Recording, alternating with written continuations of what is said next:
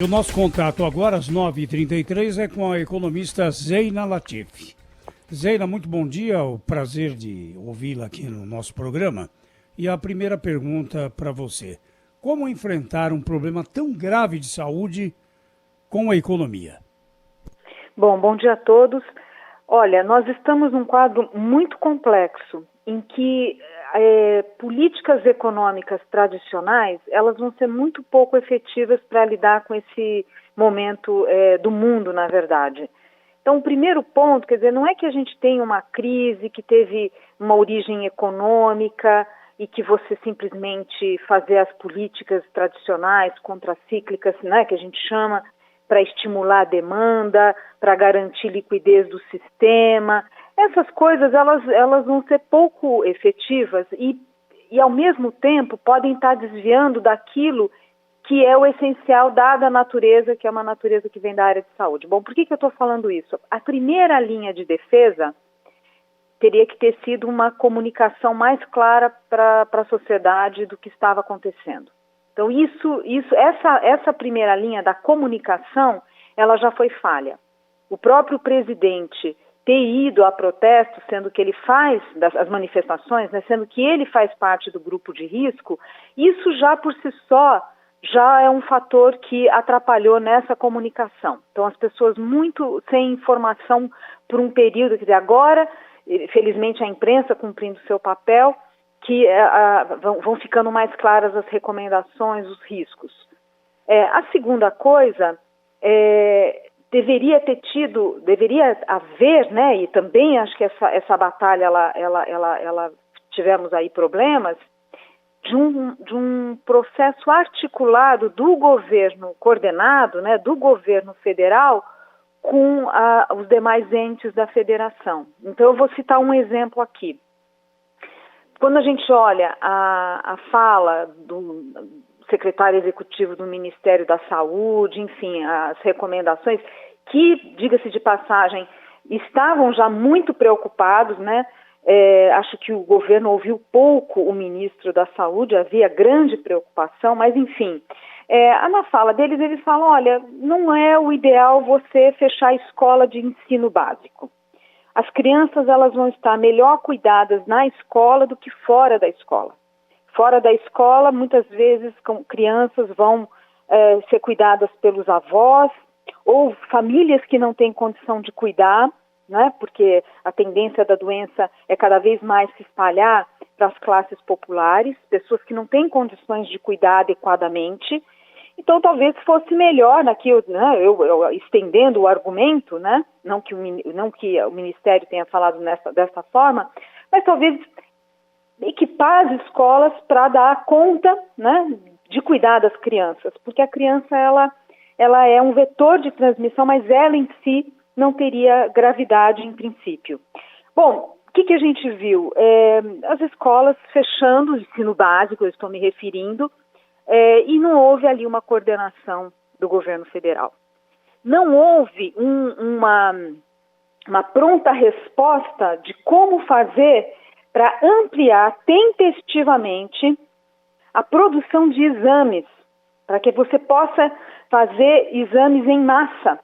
Quer dizer, que você precisa, e havia profissionais da saúde alertando para essa necessidade. Olha, precisamos ter capacidade de produzir exame, fazer ali um trabalho coordenado, que laboratórios poderiam, o que eles precisam fazer para migrar de um tipo de exame para o do coronavírus, como isso chegar na rede pública, como isso acontecer rapidamente, exames que você possa ter resultado rápido, porque o que está acontecendo, a demanda está muito alta, inclusive examinando pessoas que nem precisaria, então de novo faltando uma coordenação, um protocolo de ação, como deve os agentes de saúde trabalharem, e hoje que a gente tem é falta de exame, e exames que vão demorar para ter um resultado por causa disso, de 4 a 7 dias é o que o próprio Ministério está falando, os hospitais estão falando. É muito tempo, Então veja, como é que a gente vai discutir medidas para a economia se nem na saúde a gente está conseguindo?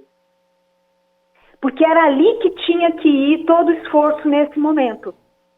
Todo o esforço para... E agora não é hora de discutir questão fiscal, até porque gastos com emergência estão fora da regra do teto, mas era ali. Agora não é, por incrível que pareça, liberar o recurso é o menor problema. O maior problema é saber o que fazer com o recurso e como coordenar esses esforços. Até agora a gente não tem o governo coordenando esses esforços. Então, Zena, isso que eu queria perguntar para você, como é que a gente faz para esse dinheiro que o governo terá a partir do momento em que o Congresso Nacional decretar calamidade pública, como é que a gente faz? Existe alguma maneira eficiente de esse dinheiro sair do cofre e chegar ao comerciante do Recife, ao motorista de aplicativo, aquele autônomo, aquela diarista que trabalhava, mas não tem mais com quem deixar os filhos porque a escola está fechada? Que trâmite é esse? Então, respondendo a sua pergunta, fazendo esse paralelo com a saúde a gente não está conseguindo fazer isso. Então já era para ter tido, já há algum tempo, né, estamos muito atrasados de novo, em ter de fato um comitê de crise efetivo. Vamos lembrar o que aconteceu na crise do apagão de 2001. Foi alocado ali, foi convocado o Pedro Parente, ministro-chefe da Casa Civil, que virou o ministro do apagão. Por quê? Porque é uma crise que tem várias facetas. Então, a da saúde a gente está atrasado, não quer dizer que não vai melhorar, mas estamos bem atrasados. Já tinha experiência lá de fora do que aconteceu com a Itália. A gente subestimou esses riscos. Agora, essa questão de chegar o dinheiro na ponta, agora falando da economia, também não é algo óbvio, não é algo simples. Acho que vai ter que fazer como se fosse um Bolsa Família ampliado, né? Em que você de fato faça transferência de recursos para as pessoas. Eu acho que é melhor isso do que fazer isenções e adiamento de pagamentos de impostos, não que isso não possa ser feito, mas acho que vai ter que ter realmente uma capilaridade para chegar como um Bolsa Família, você chegar a ter recursos para as pessoas. Por que isso? Porque o Brasil, diferente de países mais desenvolvidos, enfim, a gente tem uma informalidade muito grande, né? Quando olho os dados da PNAD, a gente está falando aí de 43% das pessoas ocupadas estão em alguma atividade informal. Aí tem ainda o grupo que não é informal, mas é o pequeno comerciante que a sua renda, a sua receita vai a zero, né? Aquilo que for imposto sobre faturamento, tudo bem, não vai ter faturamento, então não vai ter imposto, mas tem custos fixos, né? Tem impostos, tem custos que são fixos. Então vai escalando o problema, né? Num país com as nossas características, obviamente que vai ter que ter muita estratégia no uso do recurso público, né? Como eu disse, a questão não é ter o recurso no momento, ainda que esse seja um tema, não estou minimizando, mas a grande questão é como fazer funcionar. Então, algum tipo de transferência de renda ampla vai ter que ser feita.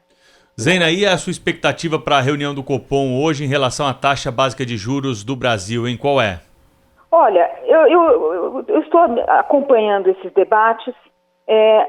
Aparentemente, o Copom não faria um movimento muito radical, seria um corte mais modesto. E penso que talvez nem seja, aqui é uma questão polêmica, porque todos os bancos centrais estão cortando juros, mas é importante a gente entender que isso agora não é o remédio. Para esta crise, pode até cortar os juros, mas não é isso que vai fazer diferença. Se a gente estivesse numa situação de juros muito elevados, apertando ali a economia, é claro que daí realmente iria exigir um movimento. Mas não é o caso. E mesmo com taxa de juros baixa, isso não é isso que vai fazer uma aceleração do crédito, pelo contrário. O grau de incertezas é muito grande. Não é isso que vai fazer o crédito chegar a empresas, porque o problema não está no sistema bancário, o problema está nas empresas que vão ter queda de faturamento enquanto tem que assumir custos ali que não tem como evitar. Então, isso não é a Selic baixa que vai resolver. Não é. Então, eu penso que essa discussão sobre o Copom é uma discussão secundária. O Banco Central cortar um pouquinho, ou cortar um montão, ou não fazer nada, para esta natureza dessa crise, não vai fazer diferença agora. Agora, é claro que o Ministério da Saúde está falando o seguinte: olha, nós vamos precisar até julho para estabilizar a situação, e tudo dando certo, conseguindo avançar aí nos planos da saúde. Eles falam em imunizar 50% da população, quer dizer, planos ambiciosos. Mas, enfim, tudo dando certo, a gente vai estabilizar, a gente vai ter uma economia que vai aos poucos voltando, ou as atividades vão voltando em agosto, setembro. É isso que o Ministério da Saúde está falando. Quer dizer, a gente tem aqui meses pela frente muito difíceis. Então, penso que são, de fato, outro tipo de política. Daí, uma vez com um quadro mais claro e a economia voltando, você podendo eliminar políticas ali de isolamento e fechamentos e tal, aí talvez sim precise de corte de juros, e porque daí ele vai ser mais efetivo. Hoje, com o grau de incertezas, com tudo parado, a política monetária é muito pouco efetiva. Por isso que eu falei, políticas macroeconômicas tradicionais não é o remédio certo agora para esse problema que a gente está tendo. Muito obrigado a Zeina Latifi, economista, que nos brindou com mais uma entrevista aqui no Jornal da Bandeirantes, gente. Bom dia, Zeina. Bom dia.